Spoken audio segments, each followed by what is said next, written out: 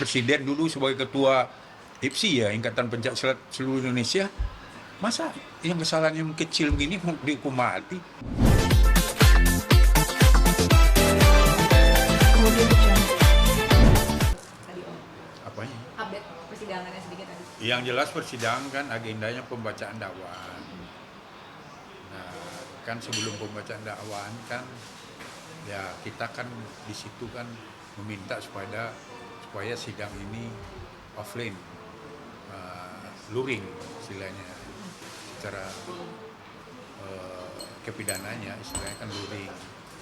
Nah, ya memang terjadi perdebatan karena hakim udah ada penetapan katanya sidangnya online. Nah, tentu kan kita pertanyakan kenapa kok bisa sidangnya online. Nah, karena apa? Sesuai dengan KUHP kan dasarnya tadi dibacakan peraturan Mahkamah Agung. Peraturan Mahkamah Agung dulu kan masalah COVID. Itu iya kan. Nah, sekarang kan nggak COVID lagi. Nah, kemudian alasan KUHP yang mananya? Karena di KUHP jelas kan sidang terbuka untuk umum dan JPU jaksa wajib menghadirkan terdakwa di persidangan karena dia akan memberi keterangan secara merdeka, secara nyaman dan tidak merasa ketakutan dan leluasa kan. Nah itu yang kita kalau lihat sekarang dia ada di lapas Cipinang yang beritanya begitu besar ya kan, menakutkan. Ya kan berarti kan lapasnya Nusa Kambangan kan berarti kan akan susah dia memberi keterangan sesuai dengan rasa merdeka dan merasa nyaman kan, walaupun tidak ada tekanan fisik tapi secara psikis pasti ada dong. Siapa kan sekarang amarnya seperti karena harimau kan, karena yang akan banyak dibongkar ini kan masalah lapas. Nah sekarang dia ada di situ. Nah itu kan pertimbang kita juga dan kemudian kan memang permohonan itu kan amar sendiri kan ditanyakan minta luring juga terbuka, maksudnya harus dihadiri dia karena dia udah pengalaman yang sidang online di Kota Barat, banyak hak-hak dia, keleluasaan dia memberikan keterangan tidak diberikan. Nah, sekarang kan pengalaman itu yang dia minta itu sidang itu memang harus offline. Nah inilah ya mudah-mudahan kalau saya tengok hakim akan mempertimbangkan karena kita harus paham juga kan. Dulu ya kalian pernah dengar nggak? Pernah nggak? Udah lama kan jadi wartawan kan? Udah. Peristiwa bom Bali tahu kan? Tahu. Kemudian JW Marriott tahu kan? Tahu. Nah teroris ini kan ditahan semua di Nusa Kambangan. Betul. Nah dihadirkan ke Jakarta kan tidak ada masalah. Kenapa kok Amar? Apakah dia artis? Ya kan ada diskriminasi dong kalau begini kan, seolah-olah akan ada yang ditutup-tutupi. Nah, dia mau buka-bukaan karena ini kan negara kan juga sekarang jadi perhatian kan. Selama ini kan problem lapas ini terutama napinya dari narkotika kan banyak hak-haknya diberikan, banyak dipenjarakan. Persoalan ini kalau menurut keterangan dari mantan GWN Pak Anang kan sejak 67 ini, sejak itulah ya para penyalahgunaan narkotika ini di penjara bukannya menyelesaikan masalah, malah menimbulkan masalah baru banyak. Pertama dia itu penyalahgunaan narkotika akhirnya jadi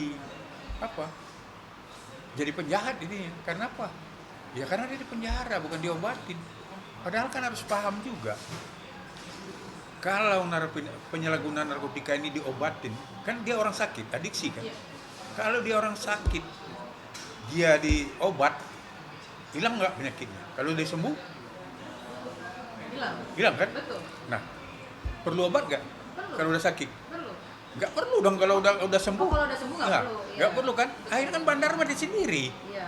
Akhirnya kan, nah ini kan lucu kan? Dia tidak diobatin, akhirnya malah menimbulkan, ya kan orang kayak gitu kan, kalau udah kecanduan kan pasti suatu saat kan ada hasratnya relapse kan? Nah, walaupun dia mungkin udah sembuh, tapi setahun, 2 tahun, 3 tahun pasti datang lagi relapse itu. Nah, harusnya penyakit ini yang diobatin. Kalau misalnya seandainya 6 bulan mungkin tidak bisa ya mungkin dilanjutkan. Kalau nggak mampu pemerintah serahkan ke keluarganya, kan gitu. Nah, ini yang kita lihat, ya kita minta juga ke Pak Presiden ini supaya diperhatikan, ya kan. Karena orang-orang ini bayangkanlah berapa banyak uang negara habis. Karena ini 80 berapa persen ya, kalau nggak salah 80% itu lapas itu diisi oleh penyalahgunaan narkotika untuk diri sendiri, orang yang korban penyalahgunaan obat-obatan itu. Nah, uang makannya aja kalau menurut keterangan dari 2 triliun setahun. Nah, kalau uang ini diapakan untuk pembangunan sekolah udah berapa banyak sekolah kan? Nah, itu. Jadi itulah yang kenapa ya sidang ini kita minta itu benar-benar ya, banyak memang masyarakat yang WA kita juga melalui TikTok kan minta sidang ini harus dihadirkan dia supaya bukan supaya gunanya untuk apa? Untuk biar apa kejanggalan-kejanggalan yang terjadi di lapas ini kan bisa dibuka oleh Amar Joni kan gitu. Tapi menurut sendiri ya, yang bukan menurut Anda sih ya, ini kemungkinan seberapa besar sih sanksinya Amar bisa bebas, bisa lepas dari hukuman mati gitu Om? Karena kan kemarin rame ya, hukuman mati dan sebagainya karena dinilai sebagai pengedar. Nah, menurut Om Jon ini dia sebagai pemakai seperti apa? Ya kalau konstruksi pasalnya kan saya menghadapi perkara ini mengenangani Amar udah 3 kali. Konstruksi pasalnya itu aja kok. Nah, ya dakwah bisa-bisa aja lah.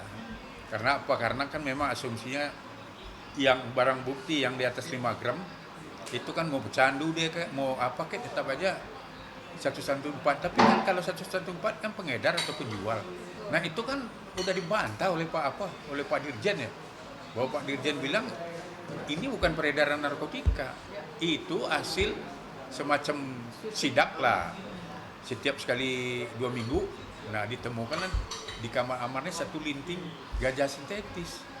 Nah kalau itu yang diapakan ya bagaimana orang masa dihukum mati, ya kan?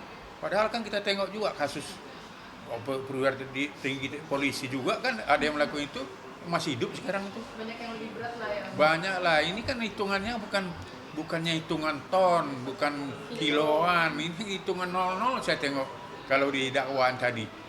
00% gram kan gitu. Jadi menurut saya konstruksi pasalnya itu terlalu berlebihan lah. Tapi kan jaksa menempatkan dakwaan itu kan dia kan berdasarkan unsur-unsur kan itu sah-sah saja.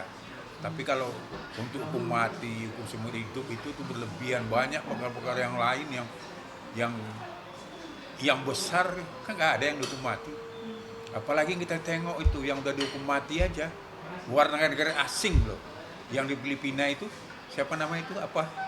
Iya, itu. Nah itu kan malah sama Pak Prabowo dikasih amnesti loh, ya diberikan dia pulang ke negaranya, di negara malah dibebaskan, tidak dihukum.